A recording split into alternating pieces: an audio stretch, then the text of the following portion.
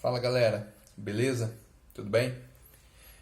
Eu resolvi gravar esse vídeo aí porque eu tava refletindo sobre o último dia 20 de novembro, que foi comemorado, né? O Dia da Consciência Negra. E vi uma enxurrada de críticas e uma enxurrada de apoio em relação a esse dia, em relação a toda a forma com toda a temática em volta dos negros e da cultura negra, enfim, desses últimos dias. E percebi muita coisa, há muita falta de conhecimento dos motivos que levaram a algumas coisas na nossa sociedade, assim, estruturada nos dias de hoje. Então, por ter observado tanta falta assim de conhecimento, eu resolvi gravar esse vídeo, porque uma coisa que eu ouvi dizer sobre as críticas é duas coisas em questão das cotas raciais, né, para negros nas universidades, e também em relação à dívida histórica que a sociedade tem, né? A gente vê pessoas comentando, por exemplo, eu não escravizei ninguém, meu avô não escravizou ninguém. Como pode um antepassado de 500 anos atrás meu ter escravizado e eu ter que pagar essa dívida agora? Então, para a gente entender um pouquinho melhor o porquê que é considerado essa dívida histórica e realmente tem essa dívida histórica, eu resolvi gravar esse vídeo aqui rapidinho para vocês. Vamos iniciar da seguinte maneira. Escravidão sempre existiu aonde havia humanidade. Nós, os portugueses daqui da América do Sul e da América do Norte, não fomos os precursores da escravidão. Tá? Ela sempre existiu desde os povos antigos, desde a Babilônia, Grécia, Egito, Roma, sempre havia escravidão. Então, o ato de escravizar é próprio da cultura do ser humano. Tá? Então, por que, se é próprio da cultura, nós temos essa dívida com os negros, os escravos, os escravizados, enfim, né? Tá, vamos lá pensar, seguir uma linha de raciocínio da seguinte maneira. Primeiramente,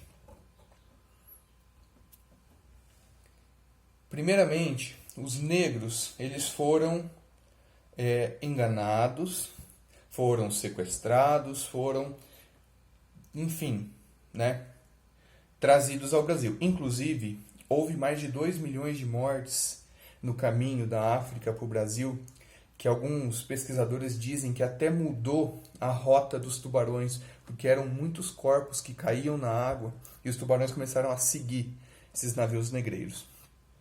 Certo, vamos lá. Primeiro de tudo, nós temos que entender que o europeu branco, quando escravizou o negro no Brasil, aqui no Brasil, ele não enxergava somente aquele ser humano como uma possível mão de obra gratuita, como era a maioria dos outros casos.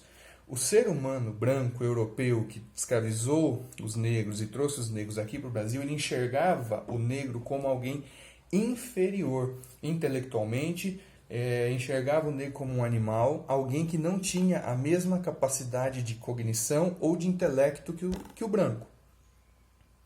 Então, por isso, eram tratados realmente como animais, presos em senzalas, acorrentados pelos pés, alimentados de horas específicas e quantidades específicas, né? As negras eram muitas vezes tidas como mães de leite, só para ser usada para alimentar o filho da sinhá branca. Então, temos que entender que, primeiro de tudo, o ser humano negro no Brasil, ele era visto como alguém inferior, de capacidade intelectual inferior, de capacidade cognitiva inferior, ou seja, era visto como um animal, não era um igual. Inclusive, era até visto como bárbaros, por exemplo. Tá? É impensável dizer que os negros são responsáveis pela própria escravidão. E também é injusto justificar a escravidão como cultura humana com a escravidão dos negros no Brasil, até porque o propósito era diferente. tá? Qualquer dúvida, manda aí no privado que eu respondo para vocês. Mas essa é a visão de tudo isso que eu tive só por realmente pensar um pouquinho. Um engenheiro, não é historiador nem jornalista, parou para refletir e chegou a essas conclusões. Então vamos lá, para o vídeo não ficar muito longo. Quando a Lei Áurea foi estabelecida e a abolição foi dita como regra, né, no Brasil, lá em 1888, a princesa Isabel assinou e foi liberto, os escravos, liberto. O que aconteceu? O ser humano já era visto naquela época como alguém inferior, o ser humano negro. O que aconteceu com isso? Eles foram simplesmente colocados da porta para fora das fazendas, não podiam trabalhar, inclusive teve uma cultura de embranquecimento no Brasil. O Paraná, Santa Catarina e o Rio Grande do Sul foi um exemplo bem sucedido disso, onde a porcentagem de negros ali é extremamente baixa, porque começou a se investir para trazer imigrantes de Polônia, Alemanha, Estônia, enfim, para trabalhar no lugar da mão de obra escrava que foi liberta. E esses negros saíram para a sociedade com alguns problemas. Primeiro, com a visão já institucionalizada de que eles eram inferiores. Segundo, não houve uma política de acolhimento para esses negros que saíram e nem os senhores das fazendas os contratavam para ser mão de obra paga. Eles preferiam pagar para pessoas brancas, isso é claro, isso é real. Tá? Por isso que há muitos imigrantes de outros países europeus no Brasil. Vieram como mão de obra, colheita de café, algodão, enfim. E, por já serem vistos como inferiores, como bárbaros, e não terem emprego, eles não conseguiam, primeiramente, conviver nos mesmos locais que as pessoas brancas. Nos grandes centros, ou nos centros ali de condomínios e casas, enfim, eles não eram aceitos, porque a sociedade não via eles como alguém de igual nível. E também não tinham dinheiro para se manter. E isso fez com que a maioria dos negros fossem cada vez mais indo para as periferias. Indo para as periferias, sem trabalho.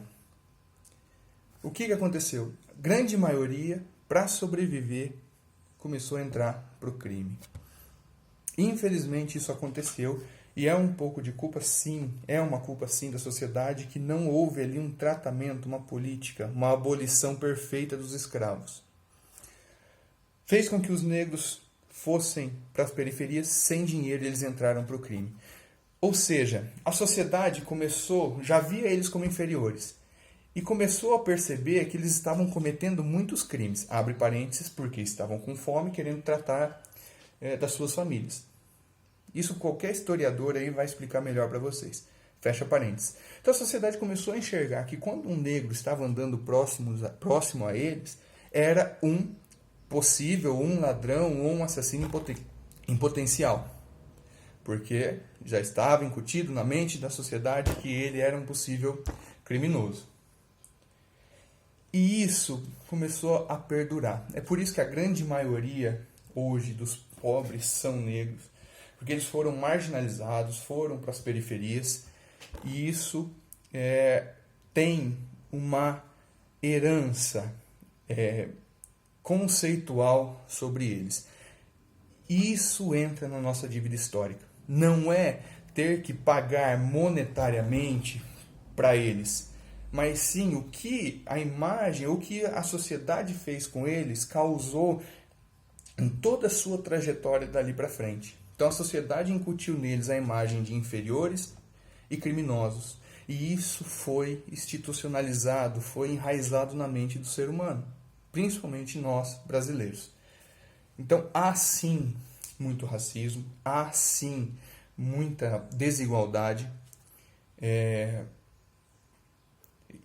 João, mas não, isso aí já está melhorando. Sim, graças a Deus as coisas estão evoluindo. Mas eu lembro, só para resumir um pouquinho, eu lembro uma vez que eu estava aqui na cidade de Assis, comendo em uma lanchonete com um amigo meu que é negro. E eu morava em Cândido Mota e nós voltamos, ele com o carro dele, eu com o meu carro. Nós tínhamos carros de valor e de conceito parecido na época, né? Ele foi e estava vendo uma blitz na entrada na rotatória de Cândido Mota.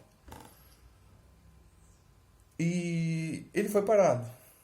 O policial olhou o carro, pediu para ele fazer o bafômetro, ele fez o bafômetro, seguiu viagem porque ele é, enfim, um cidadão perfeito de bem aí. Aí você pode me falar, mas João, o policial estava fazendo o trabalho dele. Sim, eu concordo, deve realmente fazer o trabalho dele. Mas o conceito com que a imagem chega ao policial de periculosidade de uma pessoa para outra é diferente, porque a sociedade já incutiu na mente deles. Por que você está falando isso? Porque eu também fui parado na mesma blitz. E antes eu parei o carro, o policial olhou para mim e falou assim, pode seguir. Quer mais um exemplo? Meu avô teve um AVC hemorrágico no início desse ano e nós estávamos nessa transição. Ele estava aqui em Assis e a família toda, Cândido Mota, Assis, Cândido Mota, Assis, Cândido Mota, Assis. E um certo dia, nós estávamos em Cândido Mota, estávamos vindo para Assis e quem conhece minha esposa sabe que é loira, dos olhos verdes, linda, aliás. Estávamos vindo para Assis, né? Tanto nós quanto a minha prima, que é uma mulher negra, linda, linda, linda também. E ela foi parada, a minha prima foi parada e fez o bafômetro. João, mas é o trabalho deles, eles deveriam estar fazendo. Isso, concordo. Mas a minha esposa, loira, de olho verde, o policial fez sinal para ela parar, ela foi encostando o carro, abaixou o vidro do carro, a hora que o policial viu quem era, ele nem parou. Falou assim, pode seguir. Não estou criticando os policiais, não estou criticando, até porque esse cuidado excessivo que eles têm é, de certa maneira, pela vida deles, de uma imagem já incutida pela sociedade, é e não é culpa deles, tá? O que eu quero dizer para vocês? São duas situações que se repetem dia após dia. E isso se repete em entrevistas de emprego, isso se repete nas chances de entrar numa universidade. E aí nós vamos entrar aqui rapidinho nessa outra política de cotas. Lembro que minha mãe ela sempre me falava uma coisa, que para um negro ser bem sucedido ele tinha que ser o melhor dos melhores naquilo que ele ia fazer. Eu nunca entendi o porquê disso até então. E refletindo sobre isso, e olhando um pouco a sociedade, vendo as porcentagens dos cargos de chefia em relação à cor da pele, a gente percebe que há uma disparidade muito grande. E eu comecei a perceber que a sociedade ainda enxerga o negro um pouco inferior, e isso é inconsciente, a gente precisa começar a quebrar isso. Então, foi desenvolvido, e a minha mãe sempre falava isso, e depois eu concordei, que ele deveria ser o melhor naquilo que ele faria. E qual é o único jeito de equiparar, de anular esse conceito social que o negro tem de inferior com a capacidade que ele tem? Capacitando-o, colocando ele em uma universidade, dando graduação. Porque ao ter o baque da imagem de uma pessoa negra, abre parênteses, não deveria, isso é extremamente fora da realidade, não deveria existir. Ao se ter o baque da imagem de um negro, e ao se comparar o currículo e ver que ele é extremamente graduado, bacharel, mestre, doutor, faz com que a pessoa, infelizmente, eu falo isso constantemente, porque faz com que o entrevistador tenha o seguinte pensamento: é negro, mas olha a graduação desse cara. Então, as políticas de cotas são extremamente importantes, porque nós temos que graduar essas pessoas para que elas tenham os mesmos níveis de oportunidade que as outras. E há muita diferença realmente. Não me incomoda a política de cotas. Até porque eu conheço a minha capacidade, eu sei até onde eu consigo chegar e a cota não tira a oportunidade que eu tenho. Não tira a oportunidade que eu tenho, mas iguala e pode salvar a vida e trazer a realização para alguém. Então, a política de cotas não é um gasto pífio, não é um gasto perdido. Não é um gasto que não traz retorno, até porque a maioria dos estudantes que entram por política de cotas, eles acompanham tão bem quanto ou melhor. O único problema é que eles não tiveram a educação básica boa o suficiente para igualar as chances no vestibular. Vocês conseguem entender a diferença? Quando eles entram na faculdade, eles agarram aquilo como a chance da vida deles. Então, o que eu quero dizer para vocês é que a nossa herança histórica não tem a ver com você pagar monetariamente ao negro pelos antepassados escravizados dele, mas sim a gente começar a equalizar as imagens e os conceitos, igualizar os direitos, igualizar as opiniões, enfim, tornar realmente todo mundo como humanos. Porque ainda não é. Infelizmente ainda não é. Gente, o intuito desse vídeo não é atacar ninguém. É só para trazer realmente um pouco assim de conhecimento. Eu não sou extremamente militante de nada. Quem me conhece sabe. Mas uma coisa me chamou muita atenção nesses dias. As pessoas elas têm a mania de proferir ideias sem ter um fundamento, baseados apenas no achismo. Então é extremamente importante base, tá? Se alguém tiver alguma dúvida, gente, pode mandar para mim em inbox, eu respondo. Tentar manter sempre o nível de educação sem ofensas, porque essa é a ideia de um debate democrático, de ouvir ideias. E se você conseguir mudar a minha ideia, sem problema nenhum. Sou extremamente aberto a mudanças. Não me apego a alguma coisa sem fatos, e se você provar que os fatos são